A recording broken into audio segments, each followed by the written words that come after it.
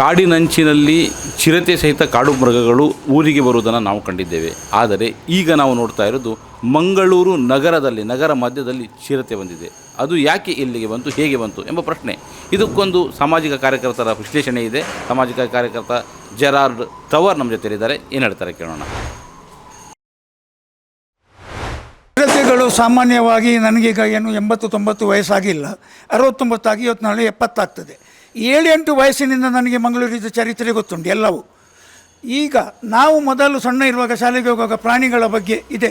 ಕಾಡ ಪ್ರಾಣಿಗಳು ಈ ಚಿಕ್ಕಮಗಳೂರು, ಶಿರಾಡಿ, ಚಾರ್ಮಾಡಿ ಘಾಟಿಯ ಕೆಳಗಡೆ ಎಂದರೆ ನಮ್ಮ ಉಜಿರೆ, ಕಡಬ, ಸುಬ್ರಹ್ಮಣ್ಯ, ಬೆಳ್ತಂಗಡಿ, ಬಂಟ್ವಾಳ ಅಥವಾ ಈ ಕಡೆ ಬಜಿಪೆ ಅಥವಾ ಆ ಕಡೆ ಮೂಡಬಿದಿರಿ, ಕಾರ್ಕಳ ಈ ಕಡೆ ಬರ್ತಿದ್ದರು. ಅದು ಸಾಮಾನ್ಯ. ಅದರ ನಂತರ ಏನಾಯಿತು, ಈ ಮರದವ್ರದ್ದೊಂದು ಮಾಫಿಯಾ ಆಯಿತು, ಮರ ಕಡಿಯುವ ಮಾಫಿಯಾ. ಕಾಂಟ್ರಾಕ್ಟ್ ಕೊಟ್ಟರು. ಆ ಮರದ ಶಬ್ದಕ್ಕೆ ಸ್ವಲ್ಪ ಹೊರಗೆ ಬರಲಿಕ್ಕೆ ಶುರುವಾದವು.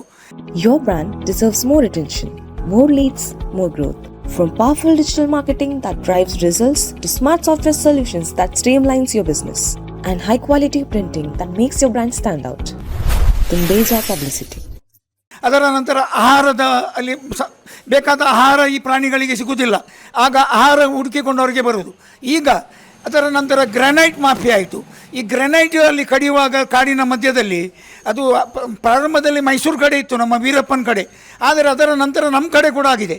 ಈಗ ಕಪ್ಪು ಕಲ್ಲು ಮತ್ತು ಈ ಜಲ್ಲಿ ತೆಗೆಯುವ ಈ ಮಾಫಿಯಾ, ಅದಕ್ಕೇನಾಡ್ತಾರೆ, ಡೈನಮೈಟ್ ಮತ್ತು ಈ ಇದು ಬ್ಲಾಸ್ಟ್ ಆಗುವುದನ್ನು, ಕಲ್ಲು ಹೊಡೆಯಲಿಕ್ಕೆ ಯಾವುದೋ ಒಂದು ಇದನ್ನು ಇಡ್ತಾರೆ.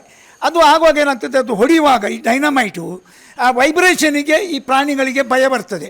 ಪ್ರಾಣಿಗಳು ಓಡಿ ಹೋಗ್ತವೆ ಆ ಜೀವದ ಆಸೆಯಿಂದ. ಬಂದದ್ದು ನಿನ್ನೆ ದಿವಸ ಕದ್ರಿ ನಮ್ಮ ಡಾಕ್ಟರ್ ಕಾಲನಿಗೆ ಒಂದು ಚಿರತೆ ಬಂದಿದೆ. ಇದರಲ್ಲಿ ಏನಾಗ್ತದೆ ಅಂತ ಹೇಳಿದರೆ, ಚಿರತೆ ಬಂತಂತೇಳಿ ಯಾರು ಕೂಡ ಹೆಮ್ಮೆ ಪಡುವುದು ಬೇಡ. ಆ ಮನೆಯವರಾಗಲಿ, ಆ ವಠಾರದವರಾಗಲಿ ಆಗಲಿ. ಆದರೆ ಚಿರತೆಯಿಂದ ನಾಳೆ ಜೀವಕ್ಕೆ ಭಯ ಉಂಟು. ಯಾಕಂತೇಳಿದರೆ ರಾತ್ರಿ PG ಅವರು ತಿರುಗಾಡ್ತಾರೆ, ಸಾಫ್ಟ್ವೇರ್ ಕಂಪನಿಯವರು ರಸ್ತೆಯಲ್ಲಿ ಇರ್ತಾರೆ. ಅದರ ಜೊತೆಯಲ್ಲಿ ನಮ್ಮ ಬಿಲ್ಡಿಂಗ್ ಆಗುವಾಗ ಕಾರ್ಮಿಕರು, ಈ ಗೌಡನವರೆಲ್ಲ, ಬಾದಾಮಿಯವರು ಆ ಬಿಲ್ಡಿಂಗಲ್ಲಿ ಮಲಗಿಕೊಂಡಿರ್ತದೆ.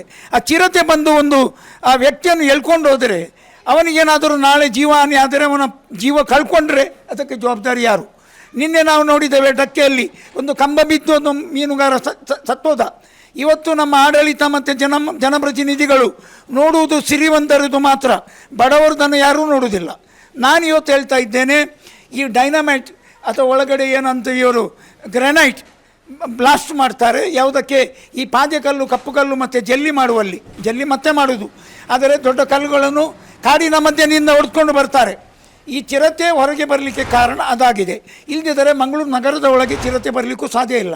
ನಾಳೆ ನಮ್ಮ ಆಡಳಿತ ಮತ್ತು ನಮ್ಮ ಅರಣ್ಯ ಇಲಾಖೆ ಅವರು ಮೊನ್ನೆ ಕಿಣ್ಣಿಗೋಳಿಯಲ್ಲಿ ಇತ್ತು, 3ನೇ ದಿವಸ ಏನೋ ಬೋನಿನಲ್ಲಿ ಅದು ಬಿತ್ತು ನಸೀಬಲ್ಲಿ. ಈಗ ಈ ಅರಣ್ಯ ಇಲಾಖೆಯಲ್ಲಿ ಕೂಡ ಪರಿಣಿತರು ಇಲ್ಲ. ಅದರ ಮತಿ ತಪ್ಪಿಸಲಿಕ್ಕೆ ಗೊತ್ತಿದ್ದವ ಇಲ್ಲ. ಯಾಕಂತೇಳಿದರೆ ಈ ಮೊದಲು ಕೂಡ ಒಂದು ಕಾಡಕೋಣ TMA5 ಹಾಲಿನ ಹಿಂದುಗಡೆ ಬಂದದ್ದು.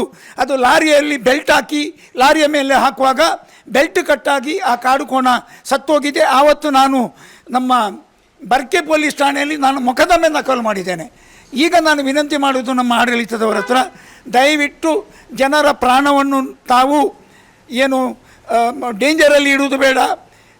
ಬೇಕಾದ ರಕ್ಷಣೆ ನೀವು ಕೊಡಬೇಕು. ಅರಣ್ಯ ಇಲಾಖೆಯಲ್ಲಿ ನಾನು ಸರ್ಕಾರದ ಹತ್ರ ಕೇಳ್ತೇನೆ, ಬೇಕಾದ ಸಂಖ್ಯೆಯಲ್ಲಿ ಇವತ್ತು ಅಲ್ಲಿ ಎಂಪ್ಲಾಯೀಸ್ ಇಲ್ಲ, ಶಾರ್ಟೇಜ್ ಇದೆ ಅರಣ್ಯ ಇಲಾಖೆಯಲ್ಲಿ. ಮೊದಲೆಲ್ಲ ಜೀಪಿನಲ್ಲಿ ರಾತ್ರಿ ನೋಡ್ಕೊಂಡು ಹೋಗ್ತಿದ್ದರು ಅರಣ್ಯ ಇಲಾಖೆಯವರು, ಯಾರು ಶಿಕಾರಿ ಮಾಡಿ ಪ್ರಾಣಿಗಳನ್ನು ಕೊಲ್ತಾರಂತೇಳಿ. ನಮ್ಮ ಇಲ್ಲಿ ಹತ್ತಿರದ ಬಂಟ್ವಾಳ, ಬೆಳ್ತಂಗಡಿ ಕಡೆ. ಆದರೆ ಇಲ್ಲಿ ನಾನು ಕೇಳಿದ ಮಾಹಿತಿಯ ಪ್ರಕಾರ ಅರಣ್ಯ ಇಲಾಖೆಯಲ್ಲಿ ಬೇಕಾದ ಸಿಬ್ಬಂದಿ ಇಲ್ಲ. ಆದ ಕಾರಣ ನಮ್ಮ ಜಿಲ್ಲಾಧಿಕಾರಿಗಳು ಮತ್ತು ನಮ್ಮ ಸರ್ಕಾರ ಅರಣ್ಯ ಇಲಾಖೆಗೆ ಬೇಕಾದ ಸಿಬ್ಬಂದಿಯನ್ನು ಪೂರೈಕೆ ಮಾಡಲಿ.